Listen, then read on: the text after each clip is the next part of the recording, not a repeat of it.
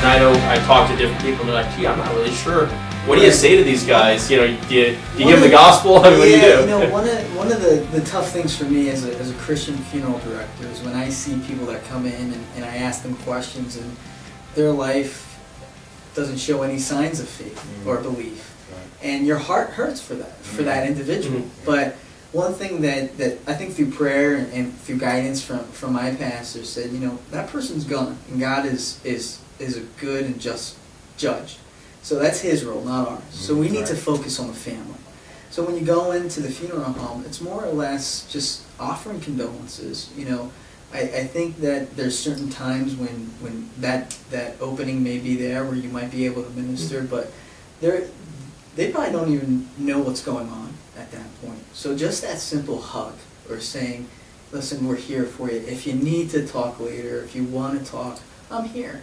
Because they might take you up on that, and then that might take 2 or 3 conversations where you can bring in gospel, bring in scripture, ease into it a little bit. You don't want to go in there and, they say we want to be the salt of the earth, but too much salt and it doesn't work. Yeah, once it. Right. If there's not enough salt on it, then it's ineffective. So I think that when Christians go to funerals, there's a little difference because you know of the hope of that God gives you. So you can walk in and people are going to say, oh, something's different here. Why is he so like, everything's going to be okay, God's with you or this or that. So I would just say go in, be natural. Don't try to, set the world on fire or go in there blazing with all these scriptures ready to go. Just be a friend in a time of need. Well, yeah, I think David's given some great advice here because the thing that jumps out at me most relative to scripture on the funeral is be quick to listen and slow to speak.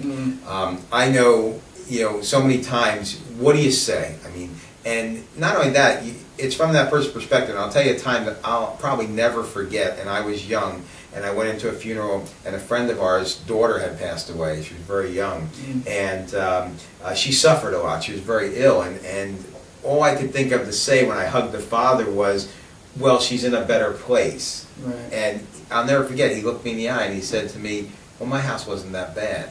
And he didn't mean it maliciously. I didn't take it maliciously, but I'll never forget that. It kind of cut to my heart. And I talk about putting your foot in your mouth, So Dave's right on the money here with, in my experience, that when you go into a situation like that, you need to listen. You need to be that person of warmth. You don't have to be that person who's, you need that, sometimes you need to be that stability in the situation. People are crying, upset. You never know, sometimes people can do some crazy things at funerals, right?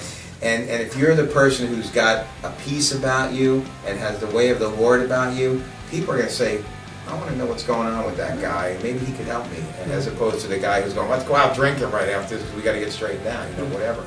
So Dave's right on the money. Be quick to listen and slow to speak and be there with a hug. Great. Thanks, guys.